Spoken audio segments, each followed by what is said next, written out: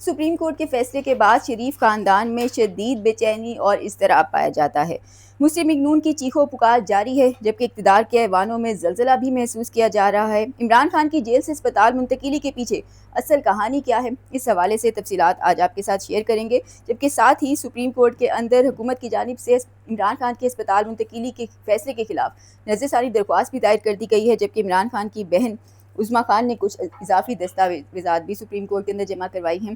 اس حوالے سے بھی خبر کو ویڈیو کا حصہ بنائیں گے۔ میں ہوں سہرش خان، میرے یوٹیوب چینل پر آپ سب کو خوش آمدید۔ سب سے پہلے اس حوالے سے بات کر لیتے ہیں جو کہ عمران خان کے ہسپتال منتقلی کے سپریم کورٹ کے فیصلے کے خلاف حکومت کی جانب سے آج ریویو پٹیشن سپریم کورٹ کے اندر دائر کی گئی ہے۔ یہ ریویو پٹیشن چیف کمشنر اسلام آباد کی جانب سے ایڈوکیٹ جنرل اسلام آباد کے توسط سے دائر کی گئی ہے۔ اس کے اندر کہا گیا ہے کہ عدالت نے تمام استدعاؤں کو بری مرحلے میں منظور کر کے مقدمے کے اصل بنیادی مسئلے کو ہی ختم کر دیا۔ مزید اس درخواست کے اندر کہا گیا ہے کہ عدالت عظمیٰ کے اپنے طے شدہ اصولوں کے یہ سخت خلاف ہے۔ آئین کا آرٹیکل 25 مساوات کا حق دیتا ہے، کسی سزا یافتہ قیدی کو سرکاری ہسپتال کے بجائے نجی ہسپتال میں علاج کی سہولت دینا پورے فوجداری نظامی انصاف کو متاثر کرے گا۔ یہ دوسرے قیدیوں کے لیے بھی ایسے مطالبات کا دروازہ کھولے گا۔ مزید کہا گیا ہے کہ چیف کمشنر اسلام آباد اور متعلقہ محکمے کو اس معاملے پر باقاعدہ فریق بھی نہیں بنایا گیا۔ حکم جاری کرنے سے پہلے سپریم کورٹ نے کوئی نوٹس بھی نہیں دیا۔ عدالتی فیصلہ اصول فطرت اور انصاف کے اصولوں کے منافی ہے۔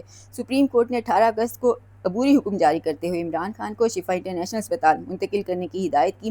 یہ حکم خود اختیار سماعت سے تجاوز کرتا ہے، اس پہ نظر ثانی ہونی چاہیے۔ مزید اس درخواست کے اندر کہا گیا ہے کہ عمران خان کو 5 اگست 2023 کو ایڈیشنل سیشن جج نے 3 سال قید کی سزا سنائی تھی۔ اس سزا کے خلاف اسلام آباد ہائی کورٹ کے اندر اپیل دائر کی گئی۔ اس دوران عمران خان نے علاج کے لیے شفا انٹرنیشنل اسپتال منتقل کرنے کی درخواست دی۔ اسلام آباد ہائی کورٹ نے 12 مارچ 2026 کو یہ درخواست مسترد کر دی، جس کے بعد سپریم کورٹ سے رجوع کیا گیا تھا۔ اسپتال منتقل کیے گئے قیدی کی پولیس نگرانی بھی لازم ہوتی ہے، جو ساتھ ہی کہا ہے کہ قوانین کے مطابق جیل سے باہر اسپتال منتقل کرنے کا ایک طریقہ کار بھی پہلے سے موجود ہے۔ آئین کا آرٹیکل 10A منصفانہ ٹرائل اور قانونی تقاضوں کے مطابق کارروائی کا حق دیتا ہے۔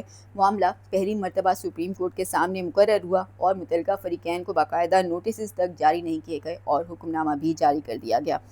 آج اسی یہ جو سپریم کورٹ کا کیس ہے، فیصلہ ہے عمران خان کے اسپتال منتقلی کا، اسی کیس کے اندر عمران خان کی بہن ڈاکٹر عظمیٰ نے کچھ اضافی دستاویزات آج جمع کروائی ہیں۔ ان اضافی دستاویزات کو متفرق درخواست کی صورت میں جمع کروایا گیا ہے۔ اس اضافی دستاویزات کے اندر سابق وزیر اعظم نواز شریف کی بیرون ملک روانگی کی تفصیلات شامل ہیں، جب وہ جیل کے اندر تھے اور پھر کس طرح بیرون ملک پہنچے اور پھر ان کی واپسی کیسے ہوئی، تمام تر تفصیلات اس کے اندر دی گئی ہیں۔ مریم نواز کی نواز شریف سے ملاقات کے لیے جاری عدالتی احکامات کی تفصیلات بھی شامل ہیں۔ اضافی دستاویزات کے اندر صدر مملکت آصف علی زرداری کو جیل میں فراہم کی گئی سہولیات کی بھی تفصیلات فراہم کی گئی ہیں، جبکہ سابق انٹرنیشنل کرکٹرز کی عمران خان سے متعلق تشویش پر مبنی خطوط کو بھی اس درخواست کا حصہ بنایا گیا ہے۔ برطانوی پارلیمنٹ کے اندر عمران خان کے حوالے سے جو اٹھنے والی آوازیں ہیں اور جو ہونے والی کارروائی تھی، اس کو بھی ان دستاویزات کے ساتھ شامل کیا گیا ہے، جبکہ ٹرائل کورٹ کا عمران خان کے ذاتی معالج تک رسائی کے احکامات کو بھی دستاویزات کا حصہ بنایا گیا ہے۔ ملکی سیاست میں ایک بار پھر ہلچل جاری ہے۔ سپریم کورٹ کی جانب سے عمران خان کی جیل اسپتال منتقلی کے فیصلے کے بعد حکومتی جماعت مسلم لیگ نون کے بیانات بڑے دلچسپ سامنے آ رہے ہیں۔ سب سے پہلے تو وزیر قانون جو خود سینئر قانون دان ہیں، وہ کہتے ہیں کہ یہ فیصلہ آئین اور قانون کے خلاف ہے اور اسے چیلنج کیا جائے گا۔ آج چیلنج ہو بھی چکا ہے۔ مزید رانا ثناءاللہ اور طارق فضل چودھری کا بیان دیکھیں تو وہ کہتے ہیں کہ فیصلہ میڈیکل رپورٹس کے عین مطابق ہے اور اس پر بالکل اسی طریقے سے عمل بھی کیا جائے گا۔ ناصر بٹ کہتے ہیں کہ نواز شریف کے خلاف گہری سازش ہو چکی ہے۔ طلال چودھری کہتے ہیں کہ کوئی سازش نہیں ہوئی، فیلڈ مارشل اور وزیر اعظم شہباز شریف مل کر مسائل حل کر رہے ہیں۔ احسن اقبال کا جواب اس سے بھی دلچسپ ہے۔ وہ کہتے ہیں کہ اس طرح تو اسپتال جانے کے لیے قیدیوں کی ایک لائن لگ جائے گی۔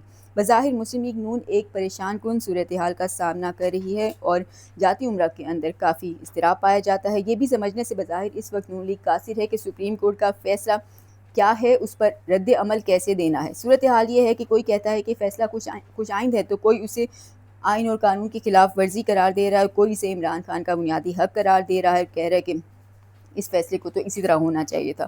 گزشتہ روز خاص طور پہ ناصر بٹ نے جب کہا کہ عمران خان نے جہاں جانا تھا وہ وہاں چلے گئے ہیں، نواز شریف حکومت کے خلاف سازش ہو رہی ہے، تو یہ وہ بیان ہے جو کہ بعد میں نیوز چینلز کی ہیڈ لائنز بھی بنا۔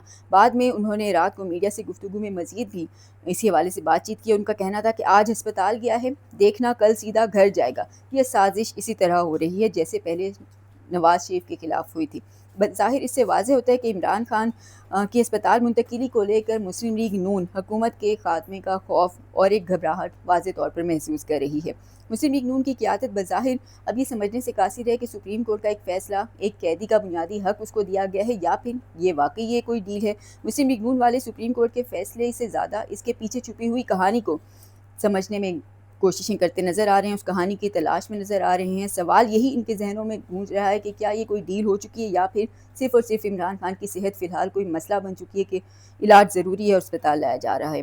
اسی دوران سینئر صحافی انصار عباسی کی ایک رپورٹ سامنے آئی ہے جو کہتے ہیں کہ عمران خان کو شفا انٹرنیشنل منتقل کرنے اور فیملی اور ڈاکٹرز تک رسائی کا معاملہ اچانک نہیں ہوا، بلکہ یہ کئی ماہ سے جاری پس پردہ مذاکرات کا نتیجہ ہے جسے سپریم کورٹ نے ایک قانونی فریم ورک دیا ہے۔